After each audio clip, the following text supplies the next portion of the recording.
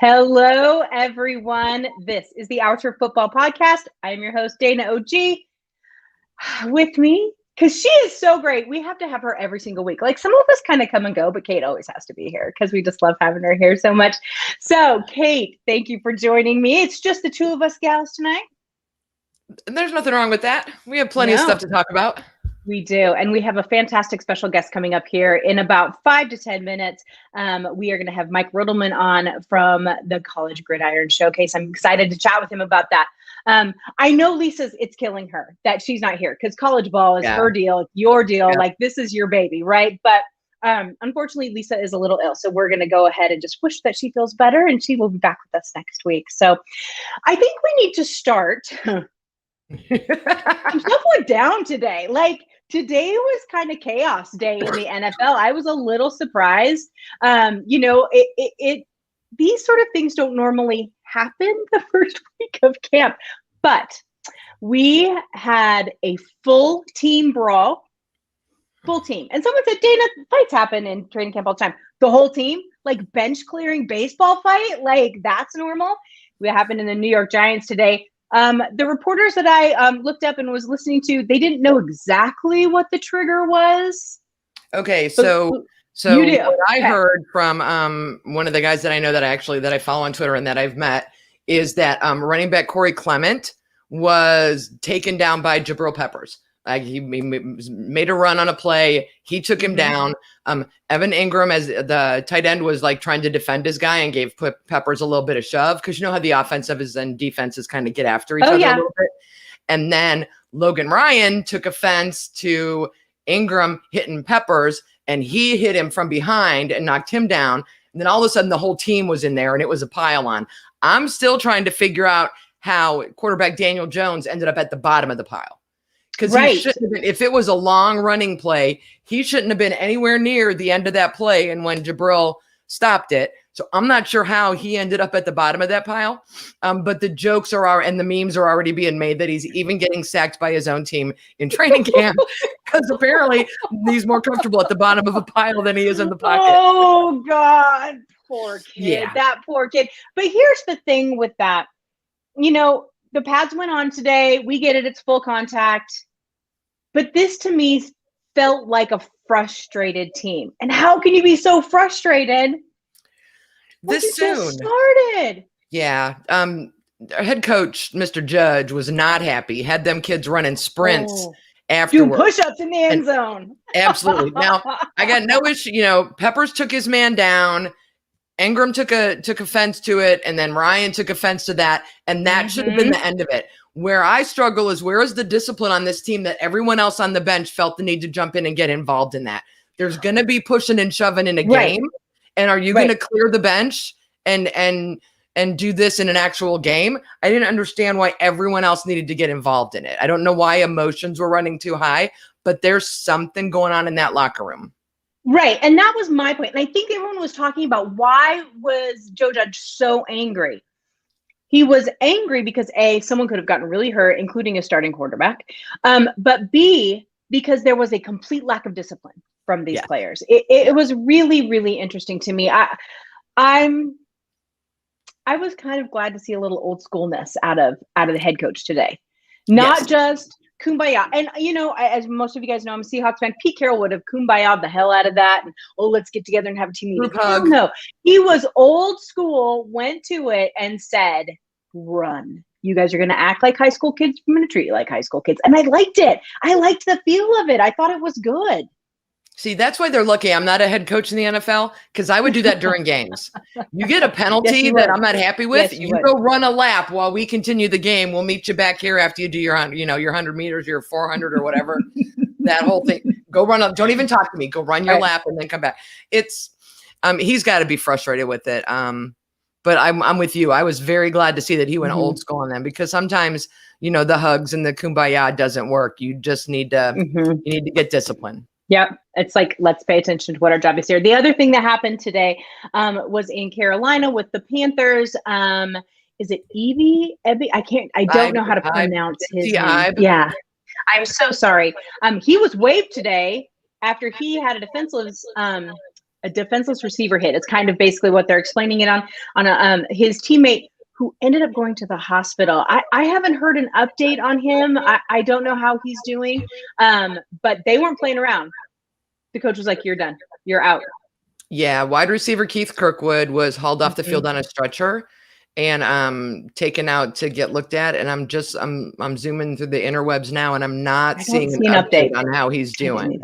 Yeah, so, I didn't either. Thoughts and prayers and hope he is okay. Right. But I mean, usually at this point on the podcast in previous seasons, we're talking about training camp injuries that aren't team-on-team violence. Do you know what I mean? Like, and we're going to talk about those later in the show. But yeah. They're not. And to have 2 today. I mean, there could have been some serious injuries in New York. I mean, I know they did their push-ups and laps. We have not heard yet.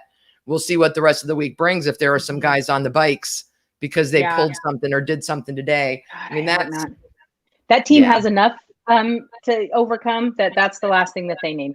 All right. Well, let's go ahead and bring in our special guest. I am so excited. Mike Rittelmann is here to join us. Mike is Director of Scouting for the College Gridiron Showcase. Mike, welcome to the podcast. Hey, thanks for having me on. Excited to be on. I'm excited that you're here too. Now, I'm not going to lie. Lisa is killing it right now.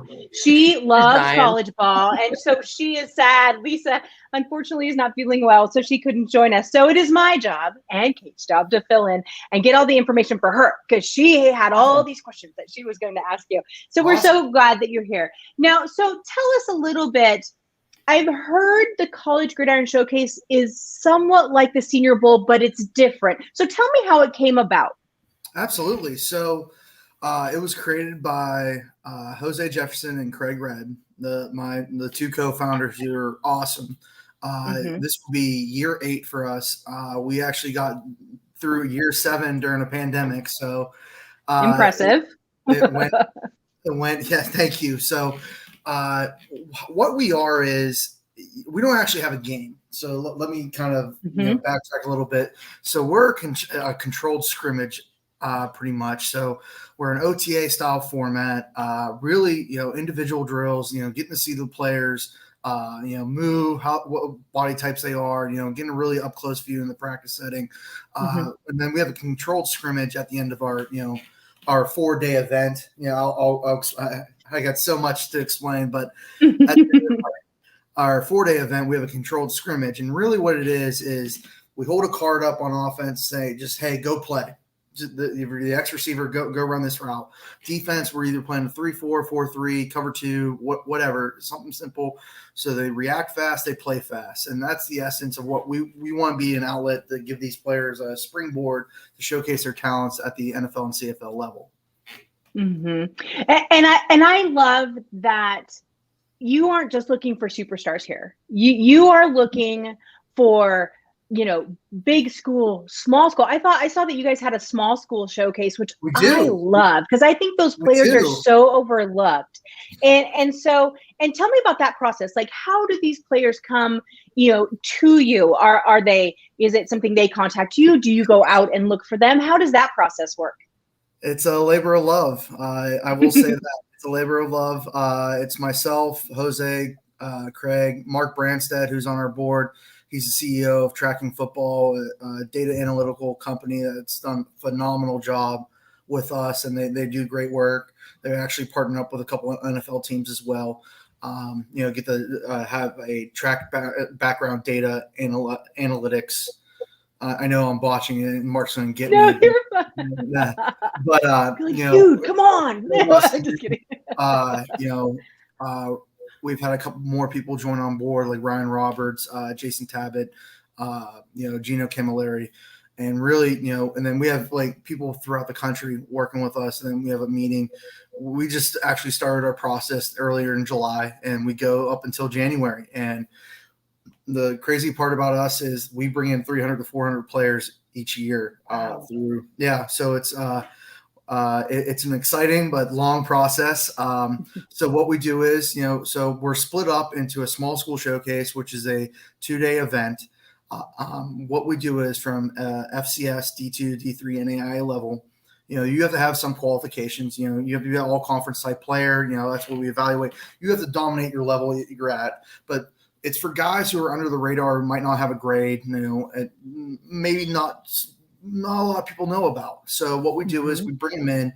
The scouts, the NFL and CFL team scouts actually tell us, hey, I want these 10 to 15 guys moved up to your main 4-day showcase. So we have no input. We let the CFL and NFL team say, okay, who stood out to you? And that way it's a good generalization. Okay, who wants to move up? And then our main 4-day showcase is all divisions, FBS, FTS, D2, D3, NAIA, and also international players. So I'll get into that as well. We scour the globe, man. It's a labor of love, but it's awesome. We actually had a Japanese offensive lineman come in 2 years ago, Tomoya Mashino. He played college in Japan, and due to we weren't sure with the eligibility requirements, he couldn't be in our main showcase. So we had a little workout for him, and 6'5", 290, and he impressed a lot of people. He had an invite to the Falcons training camp, the CFL Combine. Unfortunately, with COVID, kind of dashed that. But the cool thing is the CFL International Draft. He got picked up, I believe, in the later round, second round. I don't quote me on that. He is now on the they can store international players on practice squads, and I believe he is with the Rough Riders, but I could be wrong. But, nice. Yeah, so it's and then we have we get international players who are playing in the States, like Steven Nielsen is a 6'8", 320-pound tackle, played at Eastern Michigan. Some big boys. Yeah, and he's Danish, and now he's with the Jaguars. He was undrafted 2 years ago. So we have the flexibility to bring in all these different types of athletes, and it's awesome. We give them a ability to go on a platform like us and showcase their talents. Mm-hmm. Well, and it's nice because you've got all the scouts right there. So the scouts aren't going to go to Japan and Denmark and all these places. You bring them and put them and forgive me for the pun, showcase them right in front of a captive audience, right? I have to throw out there, I do data and analytics for a living. So if you need any help on the analytics side, you're welcome to come down. That would be her dream job. Oh my goodness. Well, what was interesting to me too, that is different than from some other showcases is, like Kate said, you do have all the NFL teams are there, but you brought in Canadian football too and gave them the Canadian football the opportunity to look at these players. And I love that because I am from a northern state. I'm from Montana originally. I don't live there now. I live in Kansas City now. But so we watched Canadian football all the time. Like that was normal to us. But you come to the rest of the country and it isn't. But it's really gaining popularity. How did you loop them into this along with the NFL? You know what? We've always had a great relationship with the CFL. Craig and Jose have built that relationship over the years, where we cater to them. We bring the players they want to see, as well as the NFL teams. And I apologize, I have a puppy in the background, so if you hear barking, we love dogs. It's fine. Yeah. So what we do.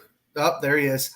So what we do is we bring him in. The past 3 years, just to give you some background, we had 31 out of the 32 NFL teams present, all 9 CFL teams present. Besides this past COVID year, we still had 30 NFL teams and 120 plus scouts. But before that, 130 plus scouts. We had some assistant general managers, director of scouting's there. So we have decision makers there, not at the general manager level, but like we had, guys giving input and whatnot.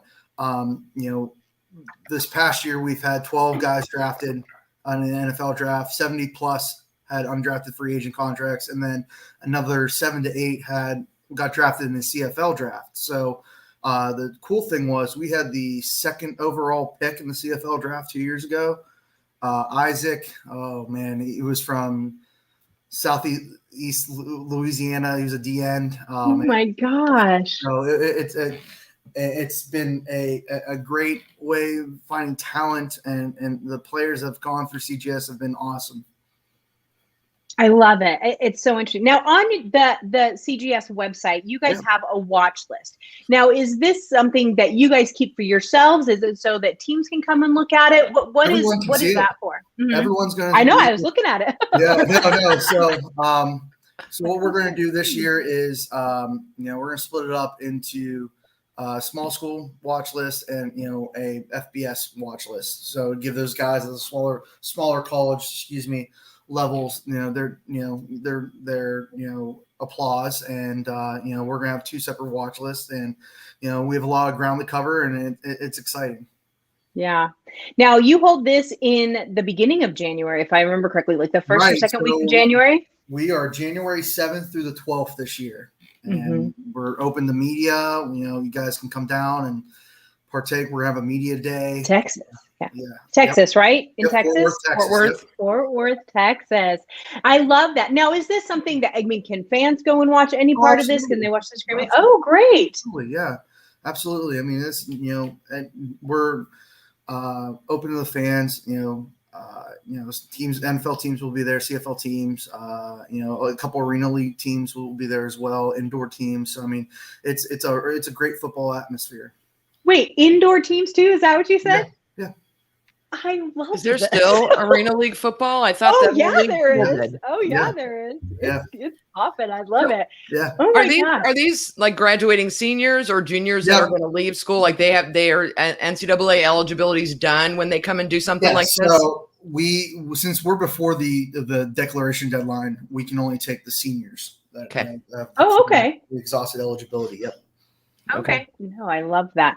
So if you wanted to tell someone, kind of what was the purpose? What is your purpose or, CGS's purpose for doing this for their brain? Yeah. I mean, it sounds so easy, but what is the ideal that you want to get across to people here? Well, we just want to be able to give a platform to players to showcase their talents in front of professional teams and give them, we want them to succeed. And then our slogan is, it's not where you play, it's how you play. So, so it's given that aspect to, a guy that might be unknown, but okay, here's the opportunity in front of the NFL and CFL. Now it's up to you. Now we provide you this platform. Now, now it's your turn. See, I got a slogan for you. You ready? Here it goes. Someone's got to get drafted in rounds 2 through 7. Right. It's kind of true. Because there are more of those players than there are first round players. Right. It's tough to get drafted, so there's talent all around, but the other all-star games, the Senior Bowl, Jim Nagy's doing a phenomenal job. Eric Galco and his team at the East-West Shrine game are doing phenomenal. And then Dane Vandernet with the NFLPA Bowl is doing a fantastic job. And I was telling people last year, when all 4 of those events are going on, it's better for the athletes. It's better for the football community because everyone's getting the chance to shine and showcase their skills. So, we're hopefully going back to normal. We were not in pads this past event, but now we're going back to pads. So, it's exciting. I love it. Opportunity, it needs to be equal for everyone. I love that. I have to tell you, Mike, Lisa is pestering the hell out of me right now. She wants me to say, she wants me to thank you for, is it Jakeem Grant? She was like, the Dolphins, isn't he? Jakeem Grant. Yeah, he's got to play for the Dolphins. Otherwise, she wouldn't be. Yeah. So obviously, you guys are making a huge impact. I mean, it's nothing but opportunity. And to be honest with you, I really think, especially for small school players, I know that there's the bigger school players, they get missed over too, but those small school players, I think that that's so important that you guys do that. And I appreciate that so much for you. Tell everyone where they can find out all about it and find you personally. Oh, okay, cool. So it's at CGS All-Star on Twitter. CGS is on Twitter, Facebook, and Instagram. Just type in College Gridiron Showcase, and then there's also the College Small School Showcase. I think it's like CGS Small. I'm at MRITTCGS. So MRIT. So it's simple and easy. All of you college football freaks, and we have a lot of them that watch this show and listen to us and read articles. We want you to go find them, and maybe you can make a trip down to Texas at the beginning of the year. Mike, thank you so much for coming on today. We appreciate it so much. Oh, thank you for having me on. And if you guys want to come down, I'm more than happy to. Oh, Lisa's already claimed it.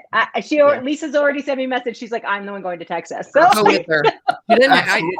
There's not a limit, right? We can both come down. Lisa and I can both absolutely. Come down. Yeah, absolutely. All right. I have to ask a question that's completely not football related because I've been asking I've been interviewing people for the last couple of weeks, and this is my question. All right. Do you have a special beard care routine?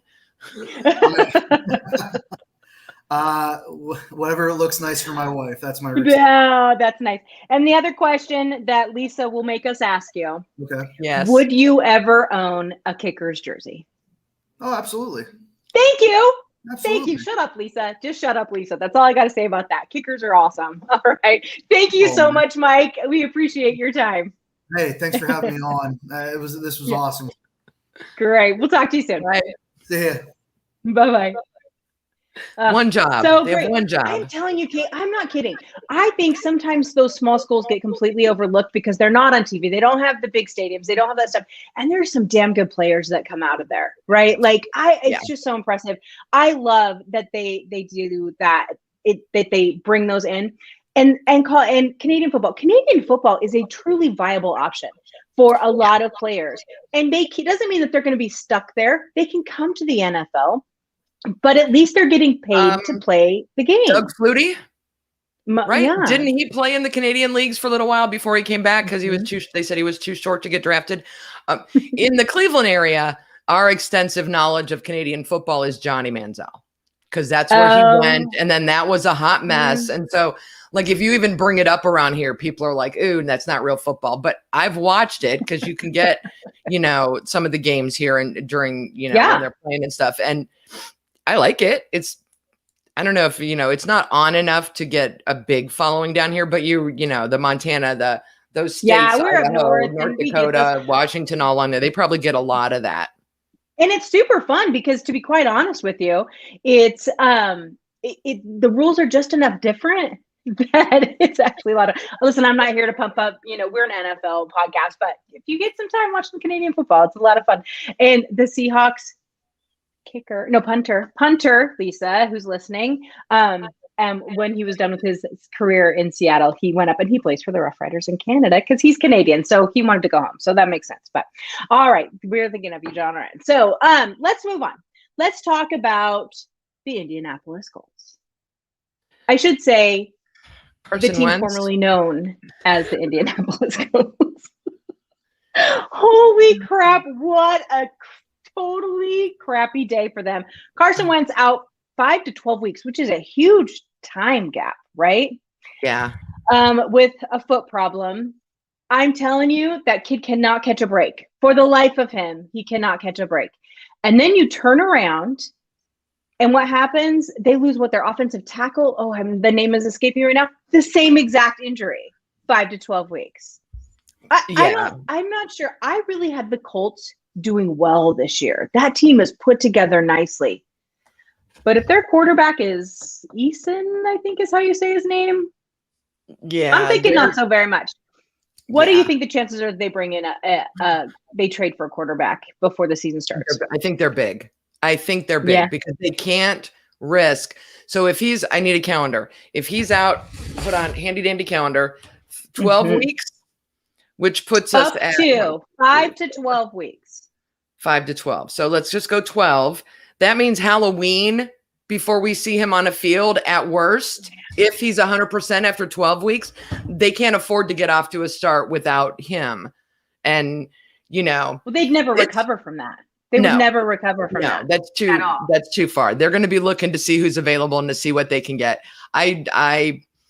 I wish I was going down to the Hall of Fame this weekend because Peyton Manning is getting inducted, and I'm sure he would have words to say about what is going on with this Colts situation. Sure. I'm with you. I feel bad for Carson Wentz. He's one of those quarterbacks in the draft that Browns fans were screaming for because, there were those years before Baker where we took a quarterback every single year and we passed on him. And he's one of those quarterbacks, like you said, can't get out of his own way, can't stay healthy. All that potential all of that, even the years in Philly, he would get hurt week 15 and then Nick Foles has to come in and take them to the playoffs and everything. And he never got to get through an entire season. And then this happens this year. But yeah, they're going to definitely be looking at the free agent market. It's a good thing Aaron Rodgers is back in camp and happy in Green Bay, or else we'd be talking about him going to Indy. Oh, I think definitely that would be their first choice. I mean, wouldn't it be? I don't know, maybe not, because they did trade for Carson Wentz and they thought that he could be the guy. Here's the thing though. There was conversation. It's like, well, we all know Nick Foles is available. I think that's not fair. I don't think that's fair to Nick Foles. I don't think that's fair to Carson Wentz. I think that would just be media PR bait, and it would be terrible. I think truly, and from what I'm saying, a lot of people agree with me, probably a more likely candidate will either be Deshaun Watson, if they're going to allow him to play this year. And someone brought up that their contracts are almost identical, which shouldn't matter though, because they're not going to get rid of Carson Wentz over this. The other option is Jimmy Garoppolo out of San Francisco. They did the San Francisco 49ers. They did, draft Trey Lance in the first round, and so Lisa keeps sending us messages. I don't know if you guys, whoever else is watching on YouTube. She's making YouTube comments and she's like, Dana, say his name, Philip Rivers. No, we are not calling Philip Rivers. But here's the thing. Jimmy Garoppolo is an option. They can continue to say that it is not a quarterback, competition there, that there is, no controversy. Jimmy Garoppolo is their starter until someone trades for him. And then he's out of there. If the price is right, everybody's available. There's very few people in the league that are untradeable. My first thought was my only hesitation on Garoppolo is the cold weather in Indy, but they play in a dome. So it's not like he'd have to play so he'd be fine. I think Watson get him out of the NFC, which I think is what they would prefer. Yeah. I think Watson is just more interesting. I'd rather see him play close to me. But Garoppolo, you're right. Getting him out of the NFC and over here might be nice too. Quentin Nelson, Pro Bowler, is the guard that Thank you. That has the same name. I was trying to think, I'm like, I know who, because he was on my draft board and we didn't get him. And I'm like, I know who he is. So, yeah. But at the same time, the other part of that question then is, do you trade for a quarterback and I don't want to say Jimmy Garoppolo is like some great quarterback because he's an average quarterback, but I think, do you trade for that level of quarterback if Carson Wentz is coming back? I would think the only reason that you would do that is maybe because you don't trust him to stay healthy for the whole season. Like, sometimes those feet injuries can be an issue that are constantly reoccurring. And so I don't know. I don't know. I think that we'll have to just kind of wait and see how that goes. But I feel terrible for those fans. Yeah. Lisa will make jokes and say that Blake Bortles is a free agent. At the same time, he meets the criteria that you just mentioned. If Wentz is coming back, Bortles is someone that can get you through 5 to 12 weeks without, he won't be, and you would have no hesitation, but he won't be awful. He'll be middle of the road. Yep. Like, so would Phil Rivers for that matter. And they would have no hesitation sitting him when Carson Wentz came back. You know what I mean? I think that's just kind of the logical answer there. But I do feel terrible for those Colts fans because, man, they were going to be awful. And I saw that. It was just too much. The other injury that came up this week that I felt, well, I say I felt bad, but I kind of laughed. But at the same time, I felt bad. JJ Watt is already on the PUP list, ladies and gentlemen. He cannot. Well, maybe it's good because it's the beginning of the season. So be hurt now. It's not funny. It's not funny. It's just, are you kidding? Funny. It's ironic. Don't you think? Alanis, I do think so. Yes, absolutely. All right. Well, that is, we'll see what happens. All right. Hall of Fame game, Thursday night already. I cannot believe how close this game is. Mike Tomlinson came out today and said, a bunch of his starters aren't even going to play. And we're kind of used to that now with that game. But how exciting is it? You live in Cleveland. We've all been to the Hall of Fame. All of us girls have been there for, different times and at the same time. But, it's weird to me they moved the game to Thursday night instead of leaving it on Sunday. Okay, so there's a couple things going on with that. All right. First of all, I've been having flashback. Yeah, I've been having flashbacks all week of the time that we all rented that house during the Olympics in 16? and we were all watched the Olympics together. As I've been watching the Olympics this week, I'm like, oh, we were. How is that so? That was so much fun. I know. So a few years back, if you'll remember, they canceled the game because they went out and painted the field, and it got torn up from this enshrinement. So they moved the game to before any of the enshrinement festivities, so they don't have to deal with the damage that got done to the field by all the chairs and the people and the cameras and the microphone cords, and like there's all kinds of crap that goes on that field the night of, the days of with the 2 days, Saturday and Sunday, with the ceremonies. And then they would do the game Sunday night, and they just didn't have enough time to really get the field right. So the NFL kind of encouraged them to do the game before anything else starts. So that game is Thursday.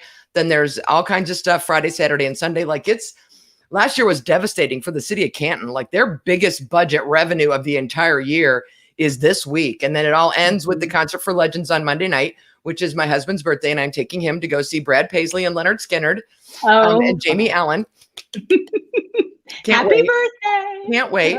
But it for me, it's exciting because it's football season starting and it's a Hall of Fame game and we know what's coming up, but it almost feels worse than a regular preseason game. Like Tomlin's already said that he's sitting people, and because it's so early, they're not in the condition they need to be in a couple more weeks. And so like some of those preseason games, especially the third and fourth, is all right. The bubble guys that are trying to make the 53-man roster.